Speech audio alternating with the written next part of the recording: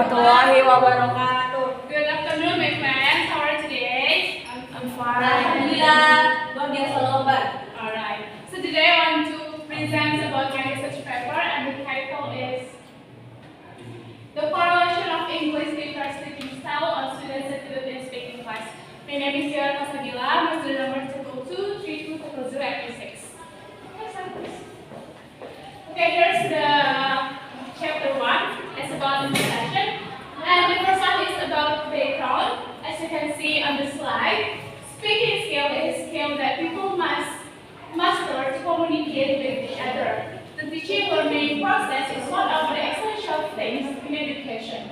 In the teaching learning process, every teacher has their own teaching style. Besides, in teaching learning process, the students have their attitude. Attitude is a result of the interaction process in which someone responds to the expected stimulus. Attitude is how you behave towards someone or something that demonstrates your thoughts and feelings. Students with different characteristics who live in the same environment would behave differently, resulting in distinct changes in behavior and attitude. And the character will affect the daily attitude of students, especially in English teaching and learning. This research is to discover whether there are any relation between the teacher teaching style and students' attitude in the speaking class. Next slide, please.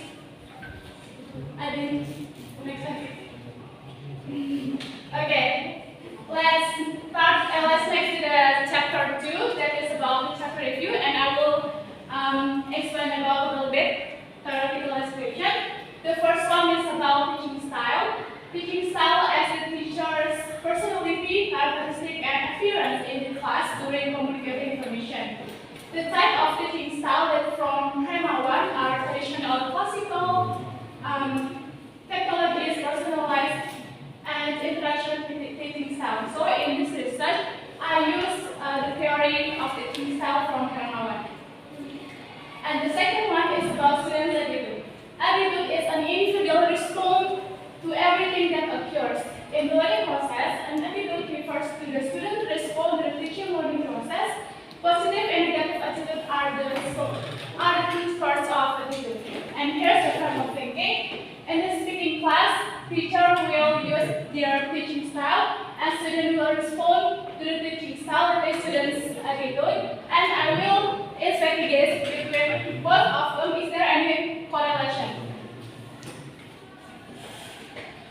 And the next is about methodology. The first one is research design. In this research, I use qualitative approach, that is use simple linear regression model, where the researcher discovered the correlation between the x variable and the y variable. Y variable is teacher's teaching style, and y variable is student's attitude. Next is population and sample. In this research, the population are 126 students of 11 grade students of SMA Negeri 4 Cilegon, and science class consists of 3 classes, and also the social consists of 3 classes too. And the sample that I used in this research is purposive sampling. So in the purposive sampling, it's not randomly sampling, so I know about the sample that I used in this research. The sample is 11 science 1, it is 90 students, and 11 social 1 is 30 students, and the total is 32 students in this research. Next. Okay, so here's the methodology. The data analysis technique. There are 3 stages. The first one is the instrument test, the second one is classic assumption test, and last is simple linear regression. In the instrument test, there are 2 steps, that is validity test and reliability test. The validity test intended to measure whether a step of instrument is accurate in what should be measured. And the reliability test is to measure whether data of instrument obtained are consistent or not. If consistent, the instrument it means reliable. And the next stage is classic assumption test. The first step is probability test, linearity test, and heterogeneity test.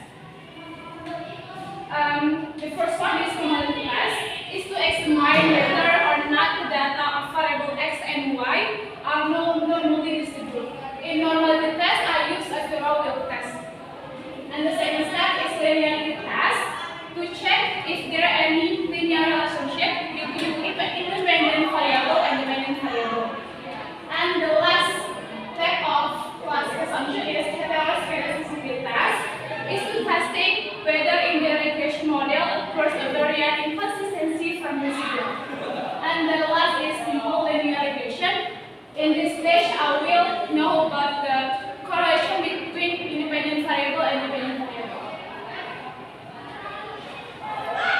And the next chapter is about finding and discussion. So the first stage is the instrument test, as you can see on the slide. Here's the data from validity test. The first table is about the result of the validity test of variable x, and the table 2 is the result of validity test variable y.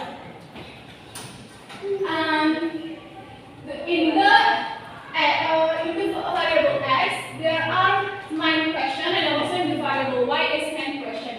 As you can see on the slide, R count, the score of R count is more than R table.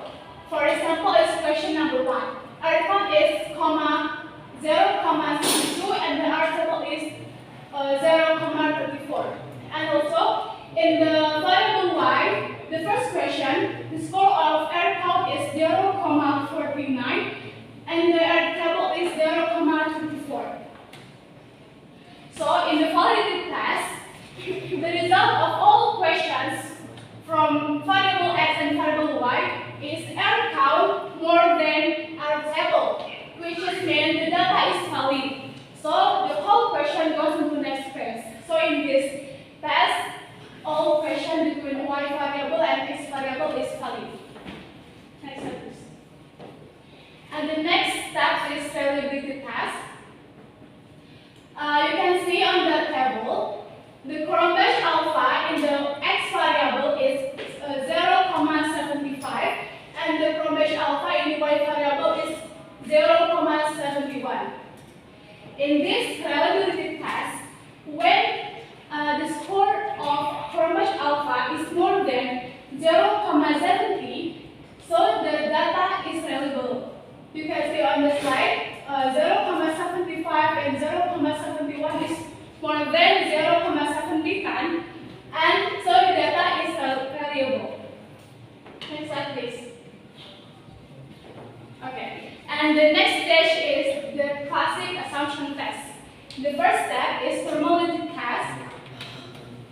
I use Syafrizal test. As you can see on the table, the score of x variable is 0,11 and the y variable is 0,12. In the normality test, if p-value or the score of Syafrizal test is more than 0,05, it means the test is normal. So the data is normally distributed. Next slide, please. And the next step is linearity test. In the linearity test, it will be different rows. In the Z1, the score is 0,62 and the Z2 is 0,62. So is all the score is more than 0,05. In the Z1, if the linearity test more than 0,05 means the data is not significant, but the data is linear. It will be different with the rules of Z2. If the data is more than 0,05 means the data is not significant, so the data is not linear. It's different, right? It's linear and it's not linear. In this data, the Z1 is linear, but Z2 is not linear. But I can continue to the regression model because the Z1 is linear. And the next step is heteroscedasticity test.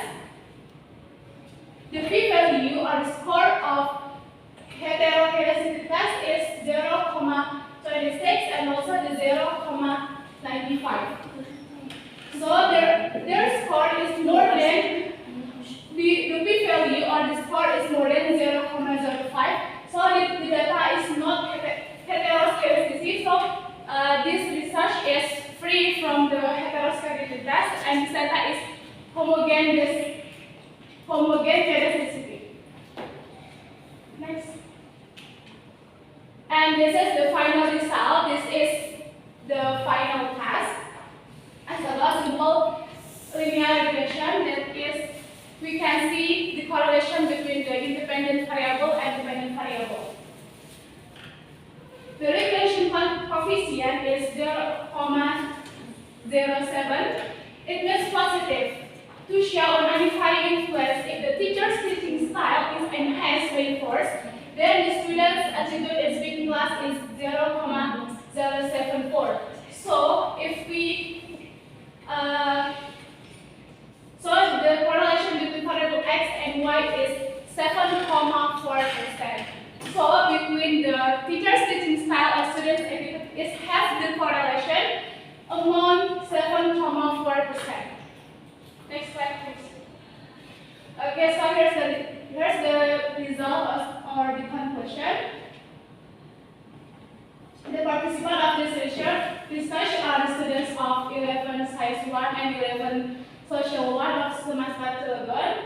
Then the conclusion is that teachers' teaching style and students' attitude are connected by 7,4%. So teachers should pay attention with their teaching style that used in the speaking class. Okay, I think this is enough from me. Wassalamualaikum.